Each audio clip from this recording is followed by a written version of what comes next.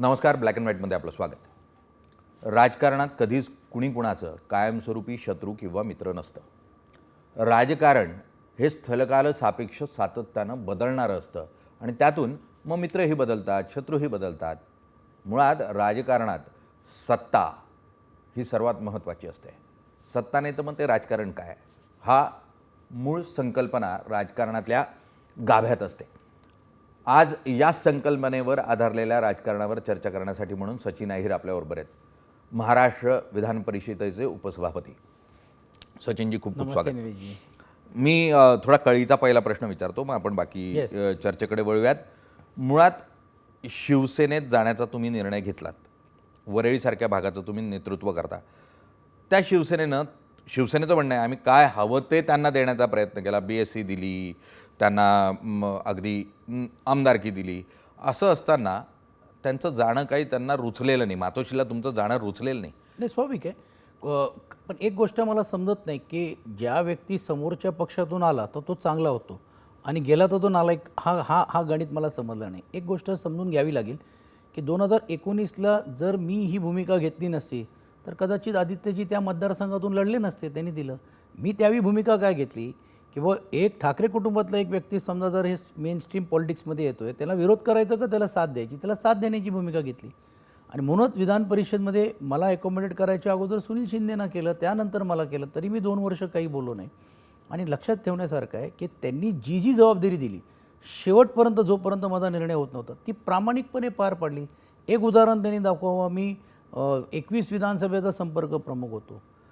एकही प्रचार किंवा दौरा किंवा कुटुंबातल्या लोकांनी केलं नाही. 52,000च्या 2 सीट्स आम्हाला मिळाले. 52,000च्या मताधिक्याने बाबाजी काळेंना निवडून आणलं. अजितदादांची लाट होती यावी. जिल्हा परिषद, नगरपालिका एकही निवडून येऊ शकत नाही. 6 जिल्हा परिषद निवडून आले, 11 पंचायत समित्यांनी हा सभापती आमचा आहे. संघटनात्मक जी जबाबदारी दिली ती पूर्ण पार पडली. मी 5 लोकसभेचं नेतृत्व केलं. आज मावळ लोकसभा, सुप्रियाताईंची लोकसभा, अमोल कोल्हेंची लोकसभा, अरविंद सावंतजींची इकडची लोकसभा आणि संजय पाटीलचा चीफ इलेक्शन पोलिंग एजंट होतो मी.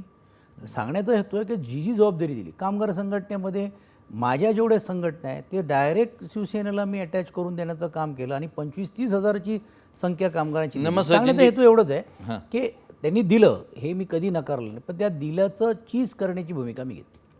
तुम्ही चीज केलं मान्य, पण काय कमी पडलं? नाही, अजिबात नाही. बघा, एक लक्षात घ्या, पॉलिटिक्स जसं आहे, it is always a social work, politics is survival also. माझी भूमिका ही होती, मला हा निर्णय 24ला घेता आला असता, महानगरपालिकेला घेता, मी घेतलं नाही. कारण महानगरपालिका ही लढाई मुंबईची होती. आज ज्यावेळी माझ्यासारख्या कार्यकर्त्याला शिंदेसाहेबांकडनं हा बहुमान मिळाल्यानंतर माझ्यासमोर हा पर्याय होता की बाबा मी घ्यायचं, डू ऑर किंवा डाय. म्हणून मी भूमिका घेतली. आणि मी लपून ठेवण्याची भूमिका कधी घेतली नाही. आणि मी सांगितलं की हो, मला हे ज्यावेळी एवढं उच्चस्तरीय पद मिळत असेल आणि माझ्या एवढ्या वर्षाच्या कारकिर्दीमध्ये मला झालं बहुमान मिळत असेल तर मी तो कॉल घेतला. अगदी. पण आता एक सांगा, वरळी तुमची ताकद आहे. उद्धव ठाकरेंचे चिरंजीव आदित्य ठाकरे तिथून आमदार आहेत. सुनील शिंदेही आहेत जे शिवसेनेचे ताकदवान आमदार म्हणून ओळखले जातात. या परिस्थितीत आदित्य ठाकरे निवडून येऊ शकतील की नाही पुढच्या काळामध्ये वरळीतून? बघा, वरळीमध्ये कोणाचा 7-12 निघले नाही आहे. म्हणजे वरळी हा मतदार हा व्हायब्रंट आहे. मी 2014 साली झालं तर मलाही लोकांनी तिकडे नकारलं ना त्यावेळी. का? कारण मोदीची लाट होती. तर लोक एक का तुम्ही लक्षात घेत नाही की ज्यावेळी आम्ही एकत्र होतो तेव्हा आम्ही 80-90 हजारच्या लीडनी निवडून आलो. आज आम्ही दोन्ही एकत्र राहून पण मिलिंद देवरासारख्यांना फक्त आपण 8-9 हजारांनी म्हणजे पराभव करण्याचं काम केलं. तर हा मतदार बदलतो आहे.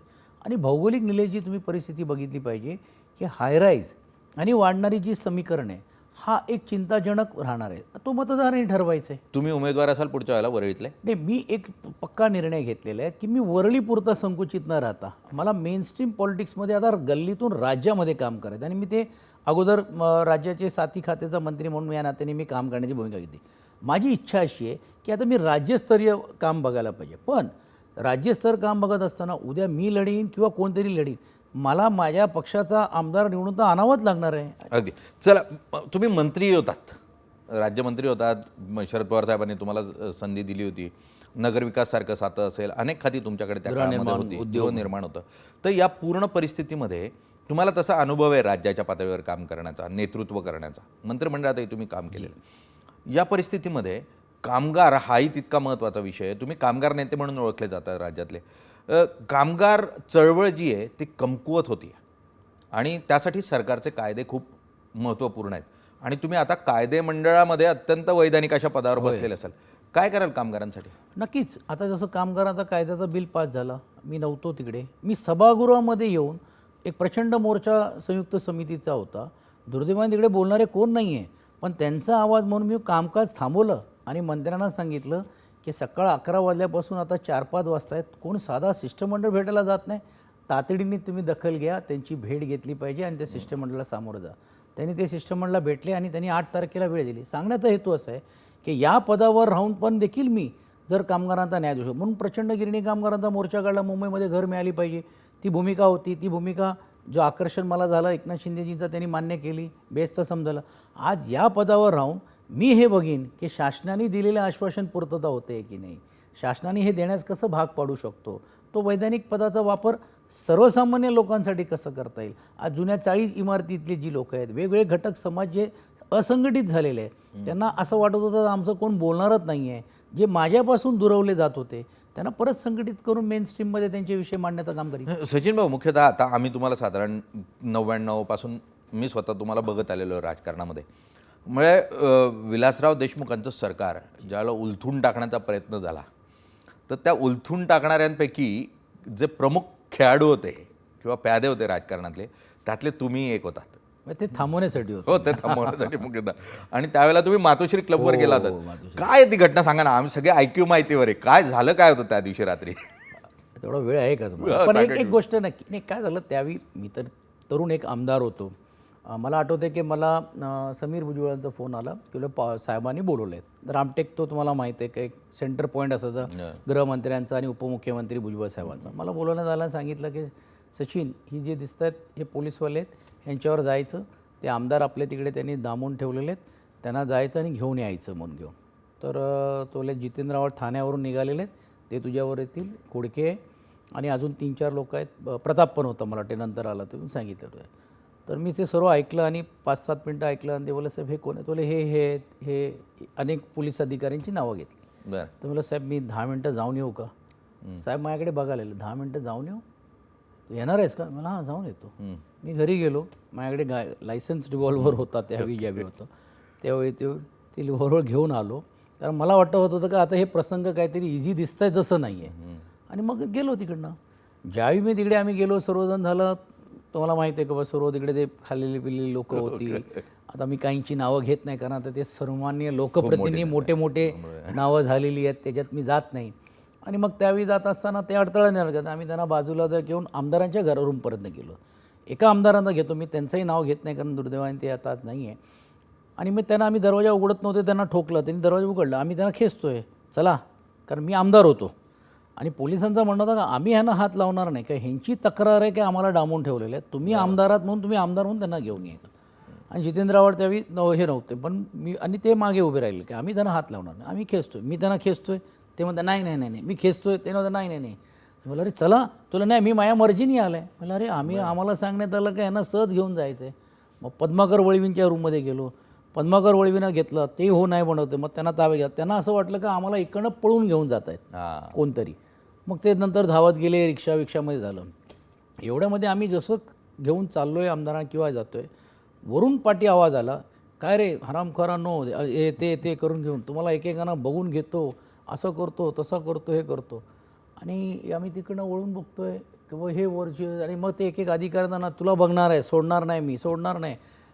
3-4 मला वाटतं 5-10 सेकंड बघितलं तर मग हे जे वरिष्ठ अधिकारी हे सर्व बाहेर गेले.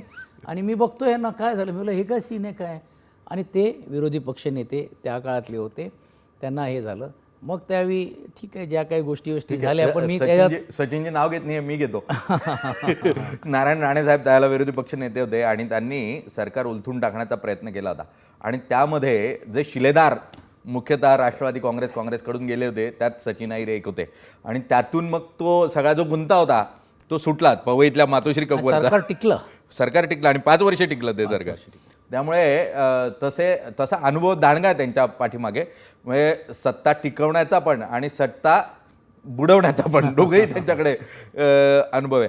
या परिस्थितीमध्ये सचिनजी मुख्यतः तुमच्या कारण सचिन अहिर आम्हाला माहिती आहे, पण सचिन अहिरांचा इतिहास जो आहे त्या संदर्भात अनेक वेळेला अनेक प्रश्न उपस्थित राहतात आणि मग तुमचं नातं एका गवळी जे आहेत, डॅडी म्हणून ज्यांना ओळखलं जातं त्यांच्याशी तुमचं, अरुण गवळींशी तुमचं नातं सांगितलं जातं. मुळात काय आहे, कशा स्वरूपाचे संबंध आहेत त्यांचे? ते माझे मामा आहे आणि मी कधी लपवण्याचं काम केलं नाही, पण त्याचा कधी स्पर्श मी इकडे होऊ दिले नाही. आणि म्हणून तुम्ही बघा, मी ज्यावेळी 99 साली ज्यावेळी निवडणूक होती, माझ्याविरुद्ध 2 वेळा उपमुख्यमंत्री गोपीनाथ मुंडे साहेबांनी सभा घेतली, पण त्यांनी एकही आरोप केलेला नाही माझ्यावरती त्यावेळी. म्हणजे तिथं राज्याचे गृहमंत्री राहिलेले आहेत, 2 आहेत. पण ज्यावेळी मी त्यांना लॉबीमध्ये भेटलो, मी बोललो, साहेब तुम्ही माझ्याकडे 2 सभा घेतल्या होत्या आणि सचिन मला पोलीस रिपोर्ट होता का तू निवडून येणार आहे, आमची सीट जाणार आहे. सांगण्याचा हेतू असा आहे की त्याचा वलयचा मी कधी वापर केला आहे. अच्छा, एवढंच वलय असतं तर मी माझ्या मामांच्या विरुद्ध लोकसभा निवडणूक लढवली आणि मी त्यांना 90,000 मतं पडली, मला 1,10,000 मतं पडली आणि अवघ्या 8, 10, 12,000मध्ये मोहन रावले त्यावेळी खासदार झाले. आता मी तेव्हा खासदार झालो असो. तर सांगण्याचा हेतू असा आहे, हां नक्की नाता मी कधी लपवलं नाही, त्यांनी कधी आम्हाला ह्याच्यामध्ये उपरोध केलं नाही. पण एक काय होतो, लोक 99 पासून तर 2024पर्यंतचा कारकीर्द बघतात, पण त्याच्या अगोदरचा आमचा संघर्ष मोठा आहे ना, कामगारांचा आहे, राष्ट्रीय मिल मजदूर संघाचा आहे, अनेक जे झालेले. आज जी लोक सांगतात ईडी CBI हे तर त्यावेळीच्या सरकारमध्ये भोगण्याचं काम केलं आहे. आणि सुदैव असं आहे की ज्यांनी केलं तेच आमचे नेते झाले आणि त्यांच्यावर आम्ही काम करण्यात गेलं. तर म्हणजे हार नाही मांडली, जिद्दीने टिकून राहिलो, हे राहिलो नाही तेव्हाच आम्ही इतिहास जमा झालो असतो. तो खूप संघर्ष केलेले आहेत. म्हणजे शिक्षण घेतलं तरी देखील एक गिरणीमध्ये वेल्डर म्हणून मी कामाला लागलो खटावसारख्या मिलांमध्ये. त्यानंतर राष्ट्रीय मिल मजदूर संघामध्ये झालो, सेक्रेटरी म्हणून लागलो, मग बाहेर गेलो, परत आलो. काँग्रेस राष्ट्रवादी वेगळी झाली तर आमच्याकडे चॉईस होता की काँग्रेसमध्ये. मला आठवते त्यावेळी शंकरराव चव्हाण साहेबांकडे निरोप आला की सचिनला सांगा त्याचा भवितव्य आहे, तू ही संघटना पवारसाहेबांवर देऊ नको, तुला आम्ही MLC करतो. तर आम्ही त्याला काय MLC आम्हाला काय माहीत नाही. तेव्हा MLC काय हे माहीत नव्हतं आम्हाला, जे आज आहे मी सांगण्याचं येतो. ते खूप गोष्टी झाल्या. तर त्या संघर्षातून राहत असताना आज ज्यावेळी हा बहुमान आपल्याला मिळतो त्यावेळी ह्याची गरिमा ठेवणं हे महत्त्वाचं आहे. समजा अगदी संसदीय राजकारणातलं अत्यंत महत्त्वपूर्ण पद आहे, जे संवैधानिक पद आहे, उपसभापती परिषदेचे. आणि त्यांनी त्या आसनावर बसून घेतलेले किंवा दिलेले निर्णय आणि दिलेले निर्देश हे बंधनकारक आहे, अगदी मुख्यमंत्र्यांनाही बंधनकारक आहे. त्यामुळे त्यांच्याकडून बऱ्याच अपेक्षा आपल्याला पुढच्या काळामध्ये मुंबई आणि महाराष्ट्रासाठीच्या असतील. सचिनजी, एक मोठी जबाबदारी तुम्हाला एकनाथ शिंदेंनी दिली या निमित्तानं. काय ऑफर कशी आली तुमच्याकडे? नाही, हा ऑफरचा विषय नव्हता. हा ज्यावेळी लोकसभेचे सर्व खासदार हे सर्व झाल्यानंतर दरम्यानच्या काळामध्ये झाल्यानंतर संजय भाऊंचं जे काय झालं तर तेही डिस्टर्ब होते आणि मी होते आणि मी डिस्टर्ब होतो की संजय भाऊने हा काय निर्णय घेतला. त्या दरम्यानच्या काळामध्ये ही जी चर्चा झाली त्यातून मग ही चर्चा अशी एक पुढे आली की बाबा आता ते तिकडे गेलेले आहेत, तुम्ही इकडे गेलेले राहिलेले आहेत, तुम्हाला हे स्कोप काय, आता हे काय, तो मग विषय नव्हता. आणि शेवटच्या क्षणामध्ये ज्यावेळी त्यांनी अशी एक सांगण्याचं काम केलं तर मी त्यांना सांगितलं की बाबा मी आहे तिकडे ठीक आहे, आमदार म्हणून मी काम करतो आहे, तुमच्याकडे येऊन ते करतो आहे, मी पक्षाची भूमिका, जे लोकांचे प्रश्न आहेत तोला नाही, लोकांचे प्रश्न तुम्ही तिकडे सोडण्यापेक्षा आमच्याकडनं येऊन तुम्ही का सोडत नाही, ही भूमिका त्यांनी ज्यावेळी घेतली त्यावेळी नक्कीच मी तो विचार करण्याचं काम केलं. आता मला तुम्ही सांगा, तुम्ही एका शिवसेनेत गेलात, आता मी आहे त्या शिवसेनेत गेलो कारण माझी निवड शिवसेनेची धनुष्यबाण यावरती झाली होती. चला तुम्ही आहे त्या शिवसेनेत गेलात, आता त्या मशालीच्या शिवसेनेचं काय होणार? नाही बघा, मी असं व्यक्तिशः मला म्हणायचं आहे की कुठचाही पक्ष असा लगेच संपत नाही. पण एक गोष्ट नक्की आहे की इकडे एकनाथ शिंदे व्हिडिओ कॉलवर अवेलेबल आहे, तुम्ही कॉलवर पण अवेलेबल आहात की नाही, हे ज्यावेळी तुलनात्मक ज्यावेळी गोष्टी होणार आहेत म्हणून. अर्थात असं नाही का नाही ते करत आहेत, माझं असं स्पष्ट नेहमी म्हणणं राहिलं होतं की त्यांचा डायरेक्ट संघटनेशी थेट संपर्क राहिला पाहिजे, डायरेक्ट त्यांनी इंटरव्ह्यू करण्याचं काम केलं पाहिजे. कुठच्याही व्यक्तीवरती विश्वास न ठेवता. कठीण परिस्थिती आहे, असं नाही की लगेच संपून जाईल, काय होईल हे होईल नाही. पण एक गोष्ट नक्की आहे की आमदारांमध्ये पण अनरेस्ट आहे, कोण असं बोलू शकत नाही की काहीच नाही आहे. अर्थात ते झालं म्हणून नवीन ऑपरेशन होणार अशातला पण काही भाग नाही. पण आपण ज्यावेळी कोणाची तरी तुलना करतो आहे किंवा त्यांची टक्कर करतो आहे तर त्याच्या तोडीला तोडी आपण काम केलं पाहिजे. आणि मी जे बघतो श्रीकांत शिंदे हे कार्यकर्त्यांमध्ये जातो आहे, त्यांच्यावर बसतो आहे, 1-1 तास 2-2 तास असतो आहे, तर मला वाटते ती भूमिका त्याच्यामध्ये बदलण्याचं काम त्यांनी केलं पाहिजे. आणि जसं आपण उल्लेख केल्याप्रमाणे की उपसभापती पदाच्या नंतर आल्यानंतर आता माझी भूमिका राहणार आहे की राजकारणाच्या व्यतिरिक्त जाऊन वेगवेगळे घटकांना न्याय कसा देता येईल आणि संसदीय ह्याचा गरिमा कशी वाढवता येईल आणि दर्जेदार चर्चा करत असताना जिकडे शासन योग्य करत असेल तर ते पटवून सांगायचं, अयोग्य करत असेल तर थांबवायचं आणि सर्व विरोधी पक्षांना समान आणि सदस्यांना न्यावं. आणि म्हणून तुम्ही बघा की सभापतीची ही एकमेव अशी खुर्ची आहे जी विरोधी पक्ष नेत्याच्या बाजूला असते. अगदी खरं. तिकडे सभापतीवरती असले तरी असे. तर मी तिकडनंच तिकडे आल्यामुळे मला असं वाटतं ते न्याय ते देणं विरोधी पक्ष नेता देणार आहे का पण तुम्ही ठेवणार आहात म्हणजे खाली पण वर तो पण तो कसं आहे की तो सभापती महोदय आणि आमचा अधिकार आहेत. मी तुम्हाला सांगतो मी जाहीर भाषणात बोललो आहे माझ्या, तुम्ही जर बघितली असेल की या सभागृहाला शोभनीय असलेला असा विरोधी पक्ष नेत्याची पण गरज आहे. म्हणजे आज जसं उपसभापतीची निवड केलेली आहे अगदी. तर मला असं वाटते काळांतरानंतर त्याचा निर्णय होईल. नाही तर काय तर विरोधी पक्ष नेत्यालाही त्यांच्या पक्षात जावं लागेल मग विरोधी पक्ष नेतेपद मिळेल. नाही आता सध्या सत्ताधारीतल्या आमदारांना असं वाटतं की आता स्कोप संपलेला आहे, तो स्कोप त्यांनी खाली ठेवलेला आहे. या पूर्ण परिस्थितीमध्ये जर मुंबईचा विचार केला तुम्ही, मुळात मुंबईचा अगदी हृदय असलेल्या वरळीचं नेतृत्व करता आणि त्या वरळीची जर सध्याची परिस्थिती बघितली तर टोलेजंगे इमारती आहेत. कधी काही वरळी म्हणजे तो गिरणी Congested होत चाललेला, कामगारांचा गिरणी कामगारांचा मतदारसंघ म्हणून ओळखला जायचा. बाबासाहेब आंबेडकरांनी तिथून निवडणूक लढवलेली आहे. अगदी पहिली जी निवडणूक होती ती 52ची.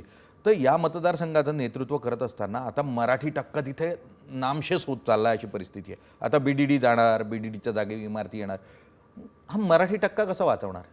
नाही, मराठी टक्का जर वाचवायचा असेल तर आपल्याला एकतर त्यांची पुनर्बांधणी करून घेऊन त्यांना तिकडे कसं टिकून ठेवायचं असेल. पण दुर्दैव असं आहे की आज वरळी BDD चाळीचं रिडेव्हलपमेंट आम्ही केलं जरूर.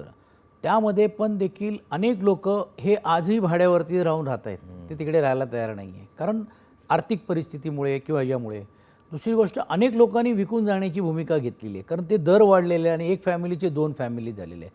तर इकडे सरकार म्हणून किती देखील आपण प्रयत्न केलं किंवा लोकप्रतिनिधी किती तरी पाहिलं, शेवटी लोकांची मानसिकता ही जोपर्यंत बदलणार नाही तोपर्यंत होणार नाही. आणि आता वाढणारा जो नागरीकरण आणि जे टोळेजंगी इमारतीमध्ये, म्हणजे तुम्हाला आश्चर्य वाटेल की लोढा टॉवरमध्ये एक नगरसेवक तयार करतील एवढी मतं झालेली आहे त्यांना.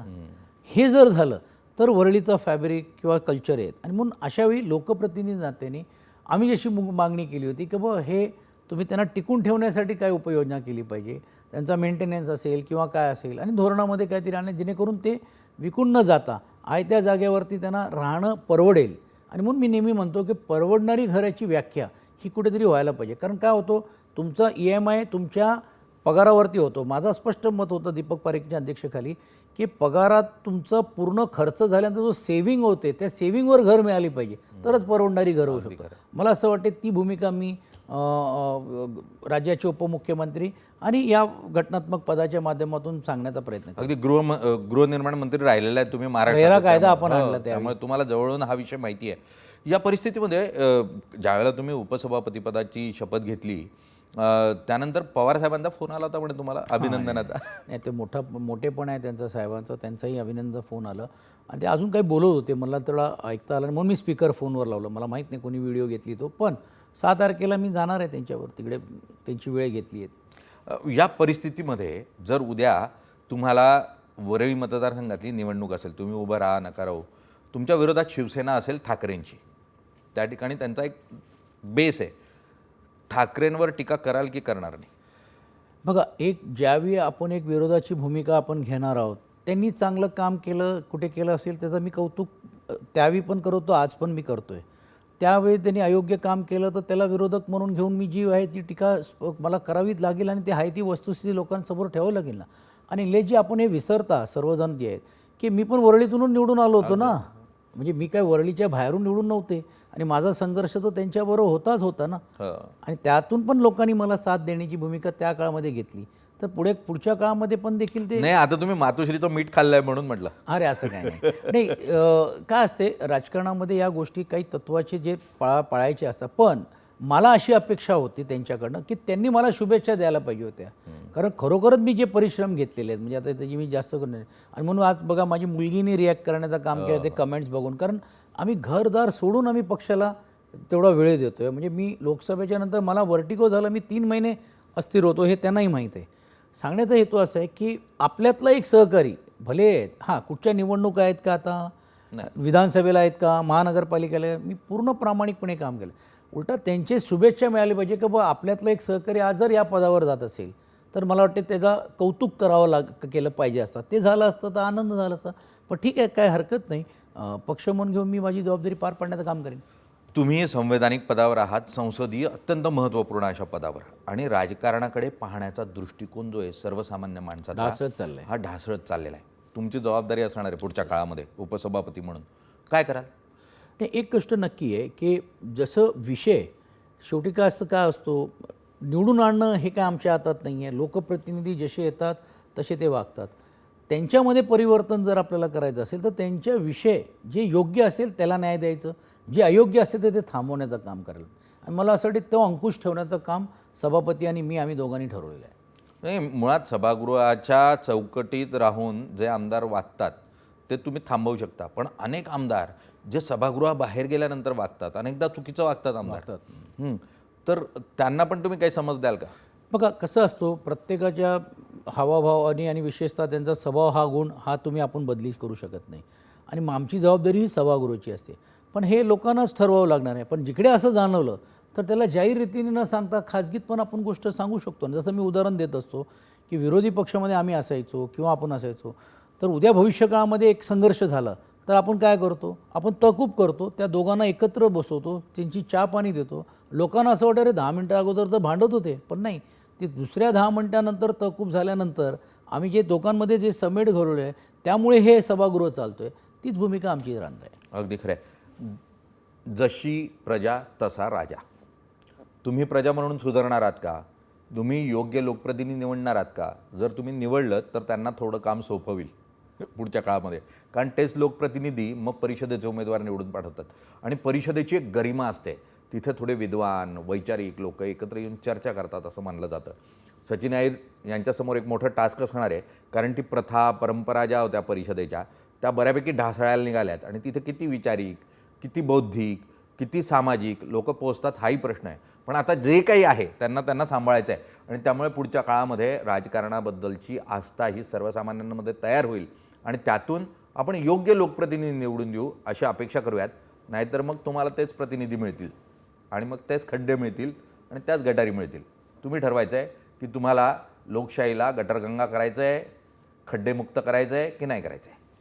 सर, तुम्ही आलात, चर्चा केली त्यासाठी खूप खूप धन्यवाद. धन्यवाद. थँक्यू आणि तुम्हाला खूप खूप शुभेच्छा. थँक्यू. थँक्यू.